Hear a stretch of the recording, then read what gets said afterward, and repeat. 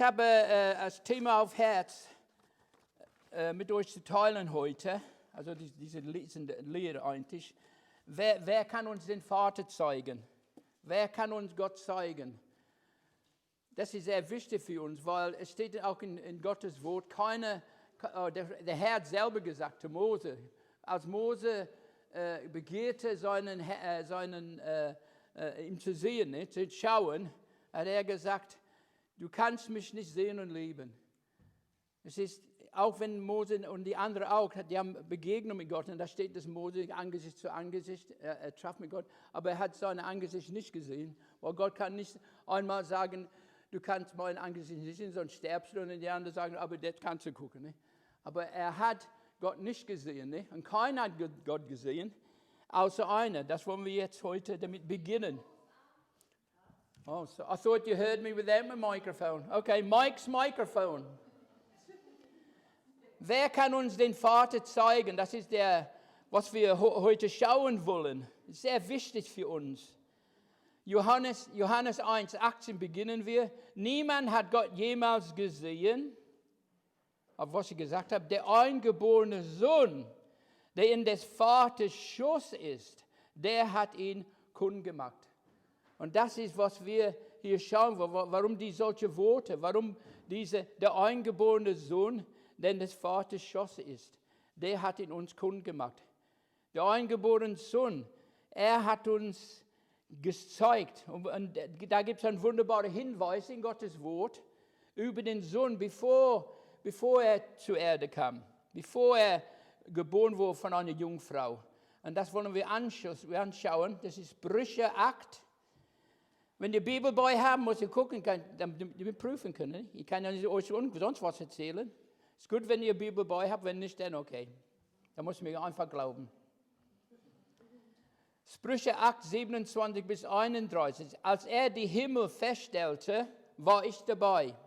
Als er einen Kreis abmaß über die Fläche der Tiefe, als er die Wolken droben befestigte, als er stark machte die Quellen der Tiefe, als er dem Meer seine Schranke setzte, damit die Wasser seinen Befehl nicht übertraten, als er die Grundfesten der Erde abmaß, da war ich Schoßkind bei ihm und war seine Wonne Tag für Tag, spielend vor ihm alle Zeit, spielend auf dem weiten Rund seiner Erde und hatte meine Wonne an den Menschenkindern. Hier sehen wir, was der Herr, was er vorher war, und diese Beziehung zwischen dem Sohn und dem Vater ist so wichtig für uns zu verstehen. Das ist unzertrennbar, unzertrennlich. Man kann den Vater von dem Sohn nicht trennen. Man kann nicht sagen, der Vater, er wirkt so und tut das und macht so,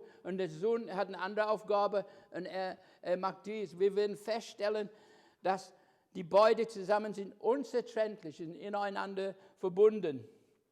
Übrigens, ich habe nachgeguckt heute im Johannesevangelium, und da steht über den Vater 120 Mal erwähnte Jesus seinen Vater. Das ist ungefähr in 17 Kapiteln, das sind ungefähr 7,5 Mal erwähnte den Vater. Also ist sehr wichtig. Man könnte sagen, dass Johannes offenbarte der Herr sein Vater. Und das wollen wir gucken, wie kann er das? Wie ist es möglich? Wer kann uns den Vater zeigen? Der hat ihn kundgemacht, ist das Wort. Kundgemacht. Ich habe das in Englisch, für die Englisch, und dann habe ich es übersetzt. Declared implies explicitness in making known. Deklariert impliziert eine explizite Aussage, eine Proklamation, Verkündigung, Kundmachung. Der Herr ist das absolut, wenn es um den Vater geht. Weil er bei ihm war und er kannte ihn. Er hat diese Beziehung zu ihm, kann er uns das weitergeben. Und es ist wichtig für uns, weil der Vater, keiner kommt zu dem Vater, dass der Vater uns sieht. Es sieht der Vater uns zu ihm. Und das ist, was wir lernen wollen heute Abend. Das kann nur jemand tun, der den Vater in einer intimen Beziehung kennt. Wer hat ihn gesehen, damit er uns zeige? Und wer kann ihn so bekünden, wie er wirklich ist? Der Sohn kann. Kommentar, das ist ein Kommentar jetzt. Hoffentlich hört sich Deutsch an. Das war in Englisch, ich habe es auch über Google gemacht. Also wenn du guckst so, dann weiß ich, irgendwas ist okay. Ist nicht das seine wesentliche Charakter, dass die wahre Vorstellung, die des liebenden Vaters ist, in dessen Schoß ist richtig, ja? Schoß, ja, Schoß ist so, ne? Schoß, okay? Für mich hier ist Schoß. In dessen Schoß der einzige Sohn ist und dass dieser Sohn das einzig wahre Wort ist, das dem Menschen den Willen, den Charakter und das Sein Gottes ausdrückt.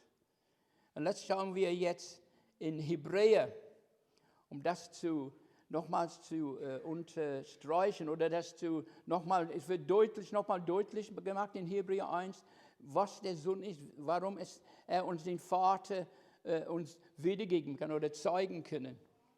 Hebräer 1 bis 3 erstmal. Nachdem Gott vielfältig und auf vielerlei Weise ehemals zu den Vätern geredet hat in den Propheten, wenn wir den Text jetzt genau hinhören, in den Propheten hat er am Ende dieser Tage zu uns geredet im Sohn. Das ist ein Unterschied, ne? Er redet im Sohn, den er zum Erben aller Dinge eingesetzt hat, durch den er auch die Welten gemacht hat. Nicht wahr? Genesis, lass uns Menschen machen. Hören wir in den Text, es ist plural, es steht nicht, und Gott sagt, ich will jetzt Menschen machen, sondern es heißt, lass uns Menschen machen. Das ist der Herr dahinter, der im Verborgen ist, aber er ist da. Hat er am Ende dieser Tage zu uns geredet im Sohn. Hat er am Ende dieser Tage zu uns geredet im Sohn. Der Vater hat zu uns geredet im Sohn. Der Vater hat zu dich geredet im Sohn. Amen. Johannes 6, 45. Es steht in den Propheten geschrieben und sie werden alle von Gott gelehrt sein. Jeder, der von dem Vater gehört und gelernt hat, kommt zu mir. Nicht, dass jemand den Vater gesehen hat, außer dem, der von Gott ist, dieser hat den Vater gesehen. Nur einer, der Herr, ne? Und er am erster Hand, er ist so verbunden mit dem Vater, er ist unzertrennlich. Ich musste das nochmals, weil durch die Studieren, von Gottes Wort studieren, das ist das ganz klar in Deutsch, die sind eine Einheit, nicht? Die sind unzertrennlich. Wenn der Vater sieht den Sohn, das sehen sie sich ähnlich an. Und der Sohn sieht wie der Vater aus. Und der Vater sieht wie den Sohn. Die sehen einander genau ähnlich.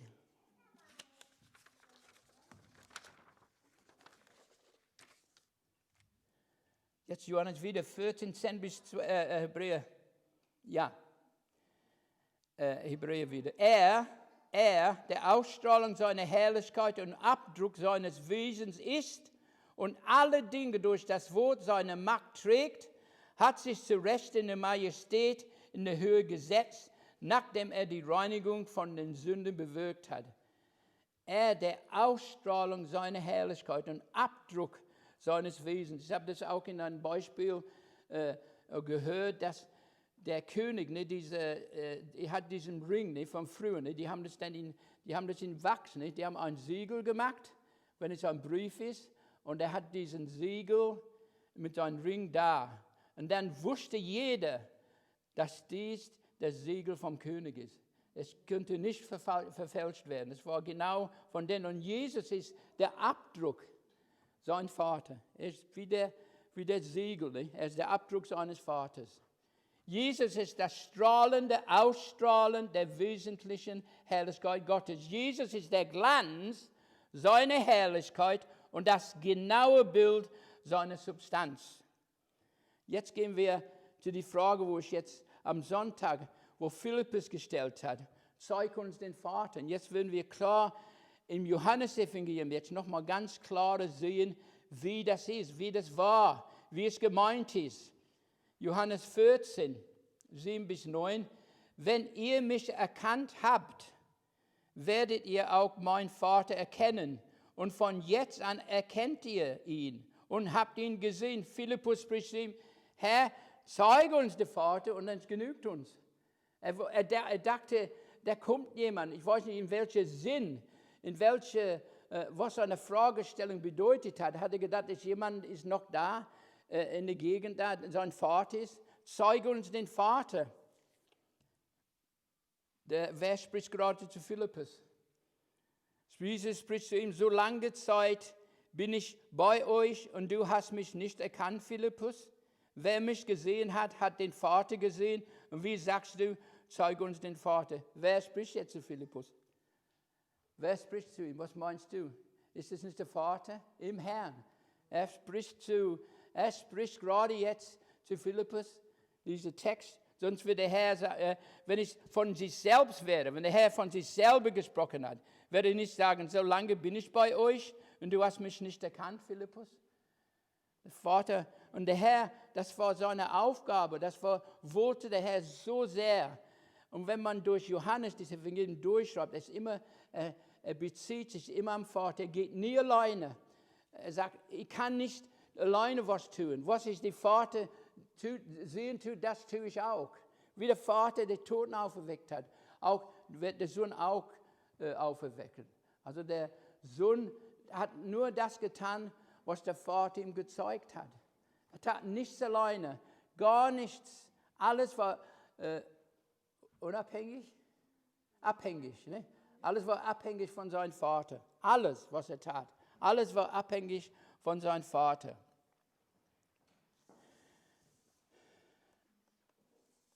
Johannes 14, 10-12, wir bleiben in dem Kapitel, weil Jesus das zu uns spricht. Er will wir das wissen. Er will, dass wir den Unterschied wissen. Das ist nicht nur der Herr, sondern es ist der Vater, er ist dabei. Wenn der Sohn über uns spricht, dann spricht der Vater über uns. Dann spricht der Vater zu uns. Glaubst du nicht, dass ich in dem Vater bin und der Vater in mir und der Vater in mir ist? Die Worte, die ich euch rede ich nicht von mir selbst. Der Vater aber, der in mir bleibt, tut seine Werke. Glaubt mir, dass ich in den Vater bin und der Vater in mir ist. Wenn aber nicht, so glaubt um der Werke willen. Wir sehen, dass ich weiß, das ist manchmal ist für uns vielleicht schwer zu vorstellen, dass der Vater in Jesus war, dass Jesus der Vater war. Ne?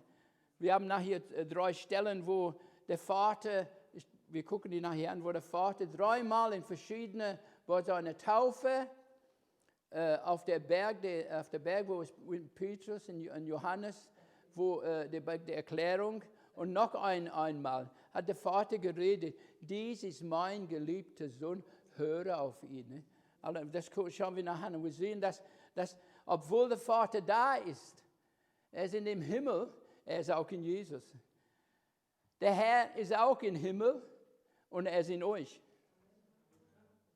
Verstehst du? Das ist Gott, weil diese Dinge, das sind vielleicht unsere Vermögen, vielleicht über was wir so denken, von Glauben und von das. Aber der Herr ist auch in seine ganzen Kinder. Ne? Durch seinen Geist, hat seinen Geist in uns wohnen lassen. Und der Herr ist in uns alle. Er wohnt in seinen Kindern. Alle, die aus Neuem geboren sind. Alle, die von Neuem geboren sind aus dem Geist geboren. Wir sind aus Gott geboren. Und er wohnt in uns. Und das ist wunderbar. Das ist unser Zeugnis auch. Wie sollen wir das sagen?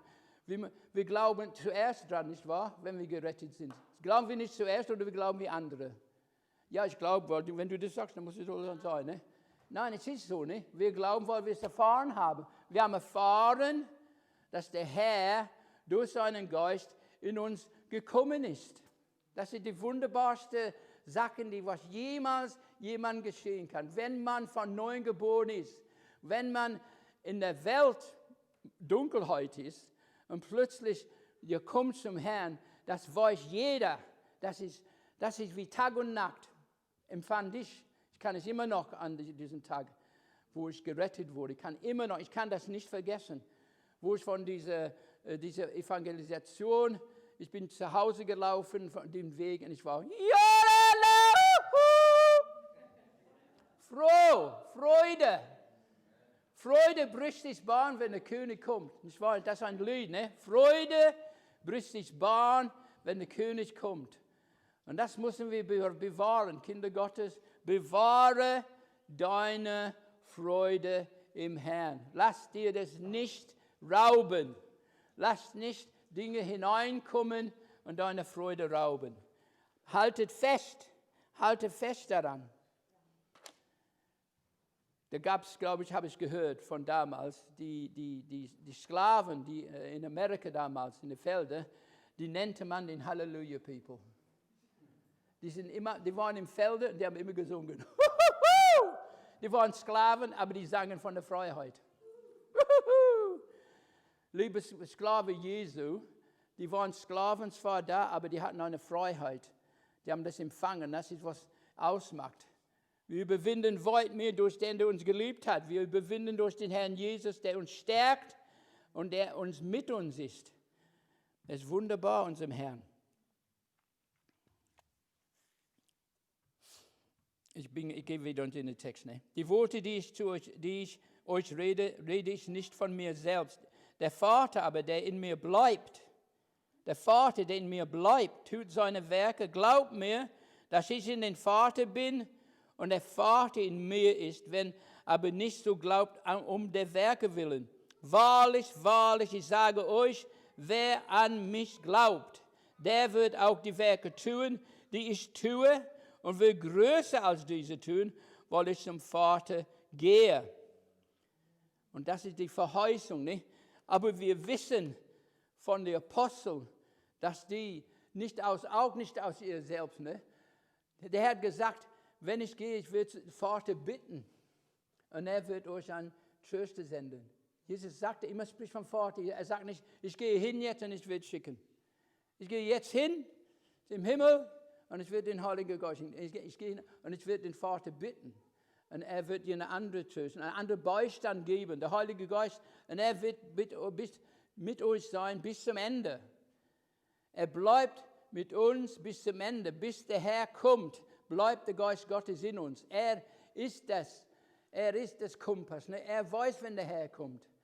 Außerdem hat der Herr gesagt, er wird das von meinen nehmen und euch verkündigen. Der Heilige Geist nimmt das von ihm und verkündigt euch. Und er wird euch zukünftige. No trouble about the future.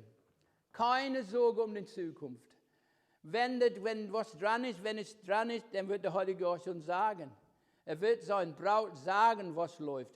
Wenn Verfolgung kommt, wird er sagen, es wird kommen.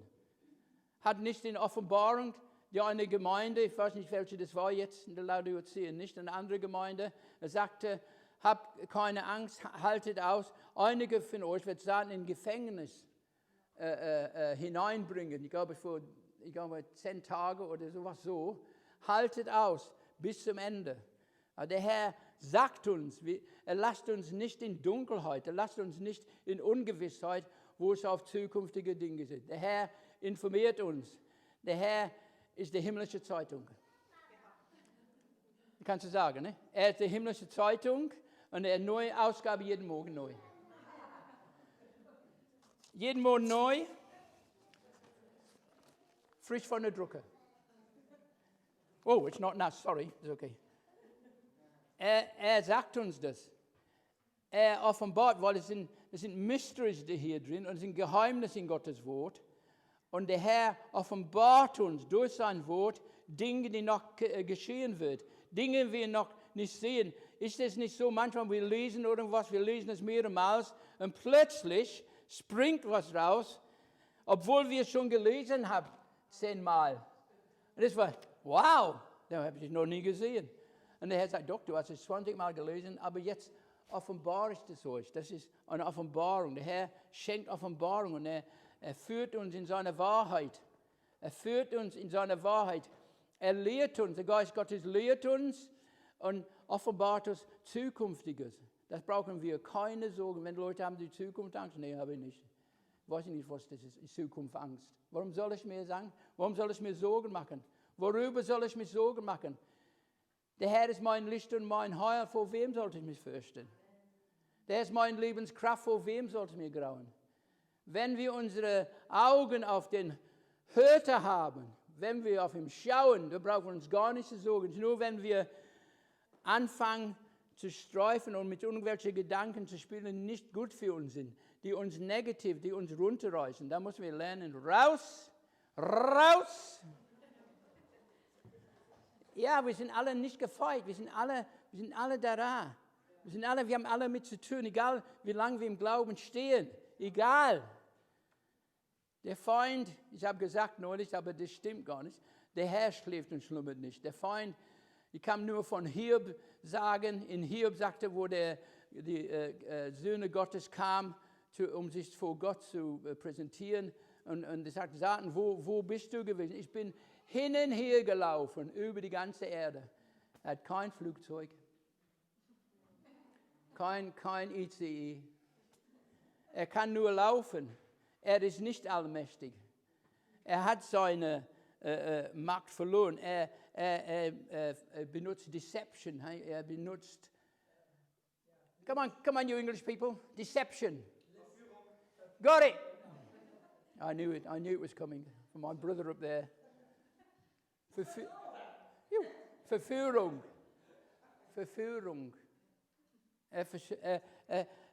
Er versucht uns durch Verführung uns zu irreführen, irgendwo zu glauben, Dinge, die nicht wahr sind. Aber alle seine Taktik kann man aufblättern oder öffnen, wenn man in Gottes Wort schaut. Der Taktik der Feinde, als allererste lernen wir als Gläubigen, seine Taktiken zu erkennen und die zu widerstehen, zu widersetzen. Ne? Habe ich neulich gesagt, der Schild des Glaubens, wir können alle, heißt es nur einige Pfeile. Einige kommen durch. Nee, die kommen gar nicht durch. Alle Pfeile des Feindes, alle, egal was er hat in seinem Arsenal, der göttliche Schild ist 1000 Millionen Mal besser. Und er prallt alles ab. Und da wissen wir haben den Segen im Herrn. Er ist unsere Stärke. War ihr noch da? Ich habe nicht zu lang, ja? Aber nicht zu lang. Ich würde euch nicht jetzt seine Geduld strapazieren. Johannes 10. Johannes 10.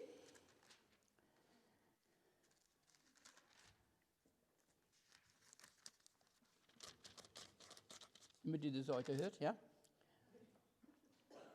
37.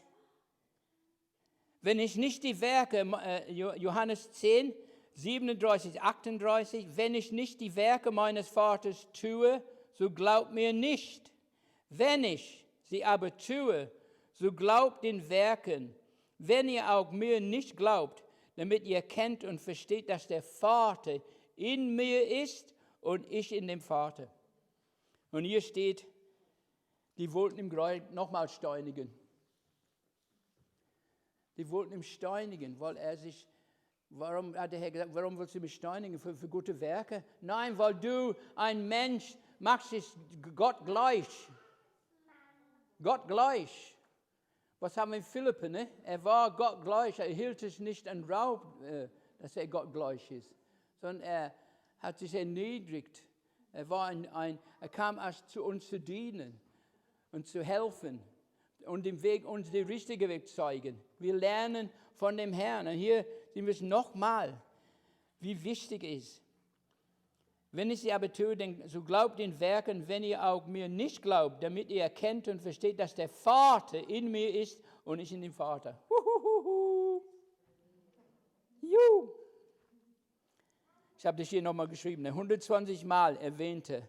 Und das soll was bedeuten, wenn es so vorkommt. Und es kommt nur vor in Johannes Evangelium, diese 120 Mal, wo der Vater erwähnt. Und der Vater hat Zeugnis über seinen Sohn gegeben. Man könnte sagen, ja, er redet so über seinen Vater, aber hat der Vater irgendwas für ihn? Hat der Vater zu ihm was gesagt? Hat er das bestätigt? Und wir wollen diese 3 Stellen zusammen anschauen. Und das ist 3-mal. Es hat eine Bedeutung. Der Vater hat 3-mal hörbar, so dass alles hören könnte, hat er zu Jesus gesprochen. Das heißt, manche haben gedacht, es wäre ein Donner, und manche haben gedacht, es war ein Engel. Wir wollen aber gucken. Matthäus 3,17.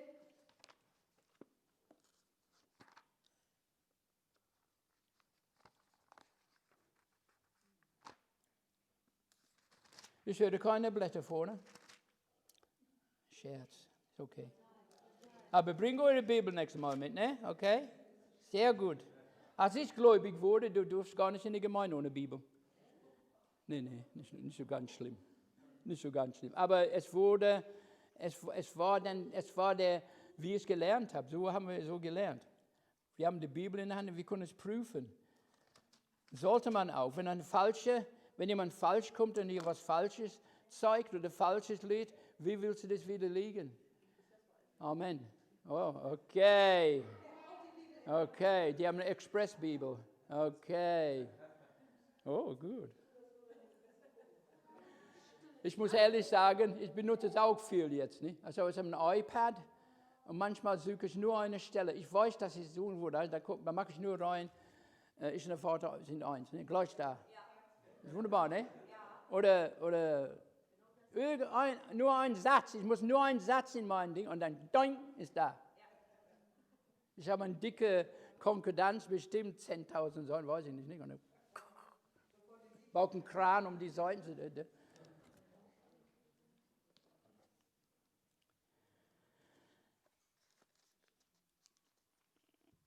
Genau, Matthäus 3,17.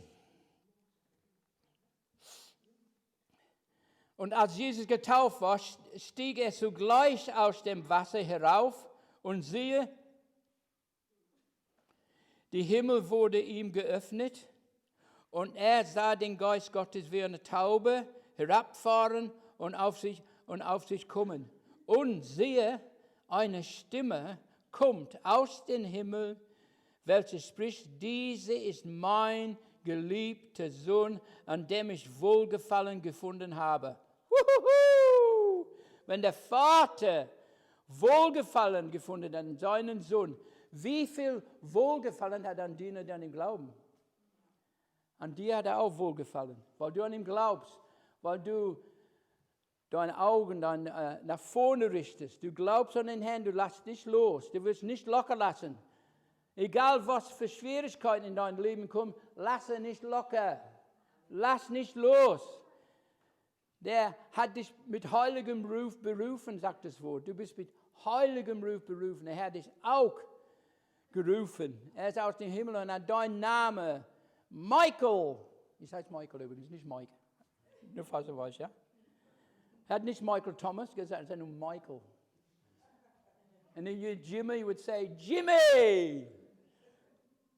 Er ruft uns bei Namen, das sagt das Wort auch, ne? Er ruft uns bei Namen, er kennt uns und er liebt uns und er bringt uns zur Reife in Christus. Er hilft uns durch alle Schwierigkeiten, durch alle Tests, durch alle Prüfungen. Prüfungen sind gut, liebe Geschwister, Prüfungen sind gut, auch wenn du die nicht magst. Prüfungen sind gut, weil da wird unser Glaube auf der Prüfstand. Ob wir es wirklich meinen, ob wir wirklich da festhalten, ne? Ob wir festhaft bleiben wollen. Er wird uns prüfen und wir kommen geläutet, glaube ich, ist Malachi, ne? Der Herr wie Gold, ne? Es wird geläutet und der Hitze kommt und dann dieses was Schlacke, ne? Die Schlacke nimmt er weg und dann wird immer mehr und immer mehr. Es dauert eine Weile, der Prozess. Unser Leben dauert eine Weile, bis wir durch sind, bis wir geläutet sind. Bis wir geläutet sind. Dann wirst du hervorkommen Und die werden die Church, diese the shiny people. Die sind die Herrlichen. Gott, der alle sein Wohlgefallen hat an seine Kinder. Ihr seid diese Kinder. Haltet durch, egal was du mit konfrontiert bist. Der Herr ist unser Helfer. Er wird immer Helfer vom Heiligtum schicken. Er wird immer zum richtigen Zeitpunkt dir helfen, einen Ausweg. Auch wenn, egal was eine Versuchung es ist, egal wie schwer es ist, er wird immer einen Ausweg. Er wird dir Kraft und Stärke geben. Wir sehen das nochmal, Matthäus, wir bleiben in Matthäus und gehen zu 17. Matthäus 17.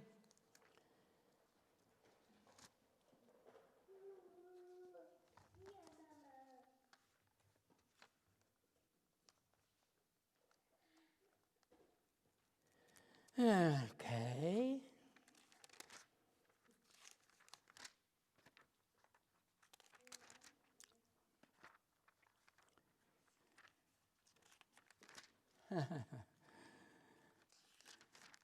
Ihr habt Zeit, ne? Ihr habt nichts zu tun heute Abend, ich nehme mich an. Ne? Es ist keine Ente in der Ofen, ne? Oder irgendwas, oder Braten. Okay. 17,5. Das ist, wo Petrus und Jakobus und Johannes, ne? Die sind auf den Berg gegangen und da steht es auch, und sein Angesicht leuchtete wie die Sonne. Gottes Liebe ist wie die Sonne, sie ist immer und überall da. Gottes Liebe ist wie die Sonne. Ihr kennt sie nicht, das ist von den 70er Jahren, ist okay.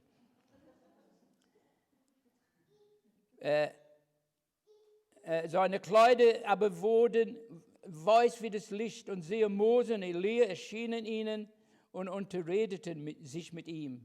Petrus aber begann und sprach zu Jesus: Herr, es ist gut, dass wir hier sind. Wenn du willst, werde ich hier 3 Hütten machen, dir eine und Mose und Elia eine. Wo wusste er, dass das Elia und Mose war?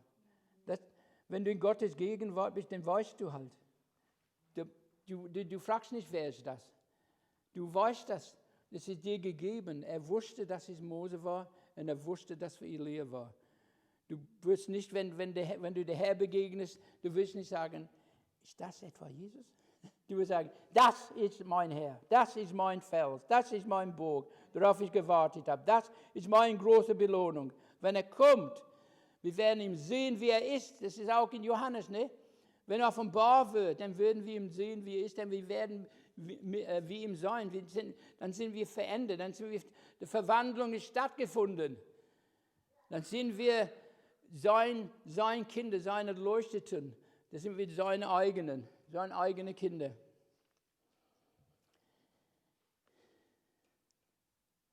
Wo war ich? 17, ne? Okay. Während er noch redete, siehe, da überschattete sie eine lichte Wolke, und siehe, eine Stimme kam aus der Wolke, welche sprach: Dieser ist mein geliebter Sohn, an dem ich Wohlgefallen gefunden habe, ihn hört. Als die Jünger es hörten, fielen sie auf ihr Angesicht und fürchten sie sich. Ich würde auch wahrscheinlich, ganz 100%.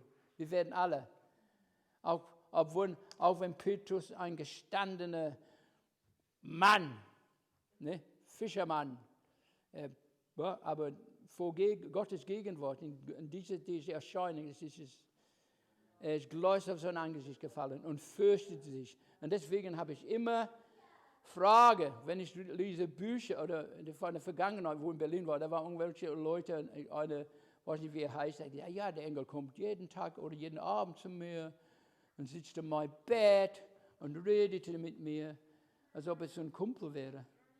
Ich glaube nicht, ich persönlich nicht. Ich glaube, er hat sich fantasiert. Wenn der Engel des Herrn erschienen, guck mal, überleg dir die Erscheinungen von Daniel oder so, als dieser Engel kam zu ihm, er hat gebetet, in 21 Tagen, da kam der Engel, ich glaube es war Gabriel, kam zu ihm, er sagte, er fiel wie tot, der Erscheinung nach. ein Riesenengel und er fiel wie tot. Aber der Engel hat ihm gesagt, ist alles okay, ich bin's nur, Gabriel. Ich bin nur 3,50 Meter und ganz stark, da keine Angst. Also wenn es euch geschieht, ne, wenn Engel zu euch kommen, ist okay. Ehrfurcht Gottes ist so. Was war mit Johannes auf Patmos, wie es bei ihm? Wenn einer viele Engel gesehen hat, er war das.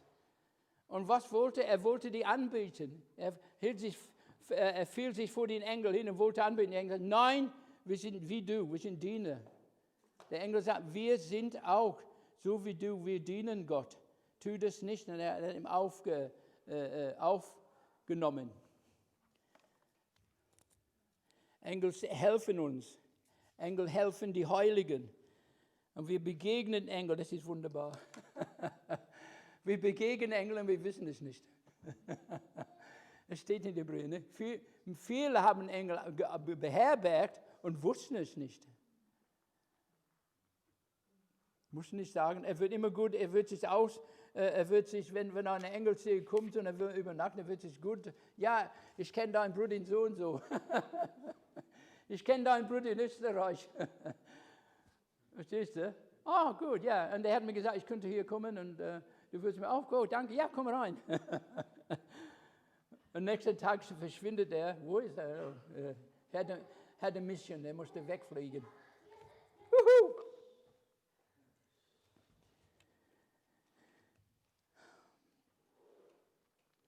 Okay, und der letzte jetzt ist in Johannes 12. In Johannes 12. 3-mal hat was zu bedeuten, wenn 3-mal der Vater zu ihm gesprochen hat mit lauter Stimme. Das ist das Zeugnis des Vaters, dass der Sohn, was er tut und was er sagt, alles 100% korrekt ist, 100% richtig, 100% heilig ist, 100% man darf sich darauf verlassen. Verlass dich auf den Herrn von ganzem Herzen und nicht auf deinen Verstand. Und wir dürfen auf den Herrn verlassen. Wir dürfen nicht uns in eine Streitfrage begeben, sondern wir wollen ihm glauben. Glaube nur, hat der Herr gesagt. Glaube mir. Johannes 12, 28. 12.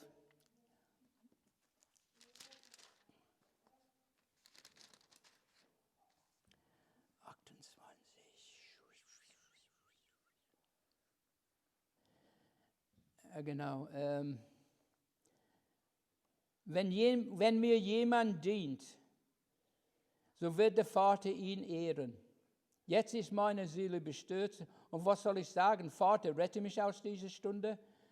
Doch darum bin ich in diese Stunde gekommen. Vater, verherrliche deinen Namen. Da kam eine Stimme aus dem Himmel. Ich habe ihn verherrlicht und werde ihn auch wieder verherrlichen. Die Volksmenge nun, die da stand und zuhörte, sagte, es habe gedonnert. Die Ohren waren nicht offen. Der eine hört Gottes Stimme und der andere sagt, es hat gedonnert. Aber dir ist gegeben. Dir ist es gegeben, Gottes Stimme zu erkennen. Es ist dir gegeben. Lass dir keiner, sagte der Herr, redet nicht mit mir. Doch, er redet, wenn er will. Er redet jederzeit, wenn es notwendig ist. Er redet, wenn es notwendig ist. Er redet zu jeder seiner Kinder. Meine Schafe hören meine Stimme. Und wenn ein Falscher, das steht auch, die folgen keine Fremden. Die folgen keine Fremdlinge. Wenn jemand falsch ist, dann wissen die das, dann erkennen die das. Weil der Herrs Stimme ist wunderbar ist. Seine Stimme ist so kostbar, wenn er zu uns redet, ist so auferbauend und so liebvoll. Aber der Feind ist nicht liebvoll. Der Feind wird Hektik und alles sonst was versuchen in unserem Leben hineinzubringen. Aber der Herr, wenn er redet, redet er wunderbar. Der Geist führt uns, der Geist hilft uns, er führt uns auf den richtigen Weg. Der Feind hetzt uns. Der Feind hetzt. Er sagt, du musst das, hast du genug?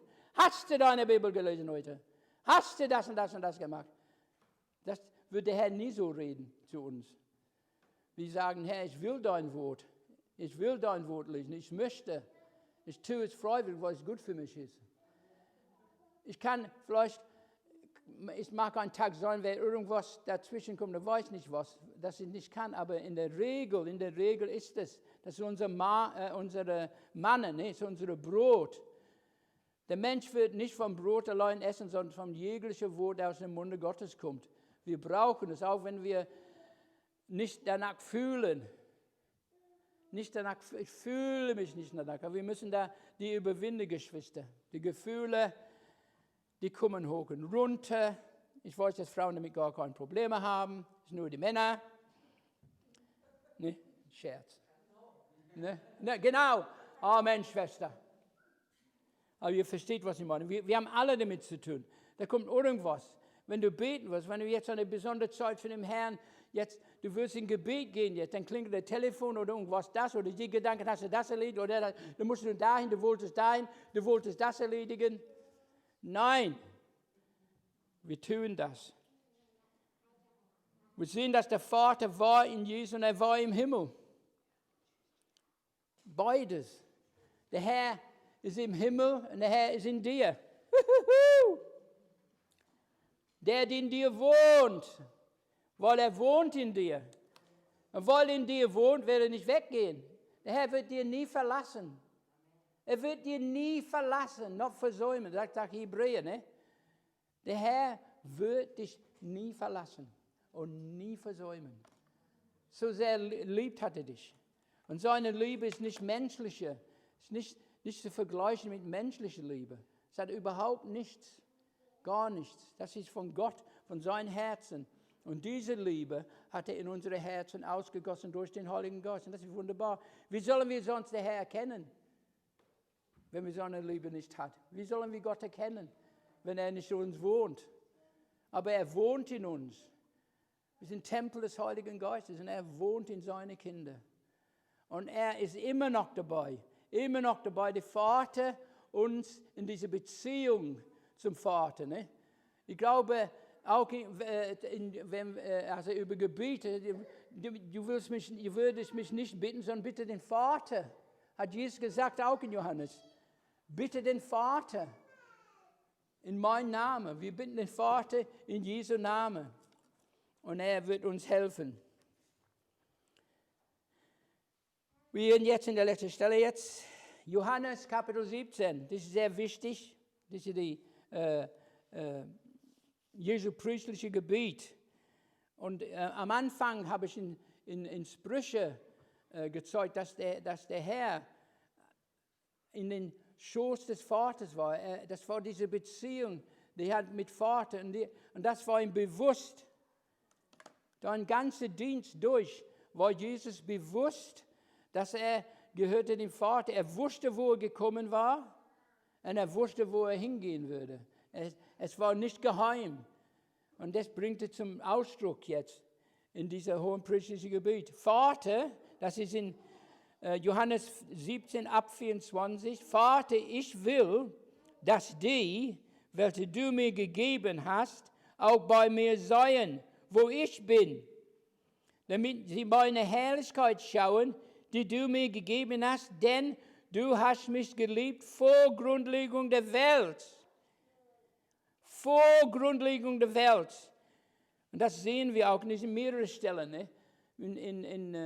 Ich glaube in Epheser 1 ist auch, vor Grundlegung der Welt sind wir erwählt in ihm. Vor Grundlegung der Welt bist du erwählt in Jesus.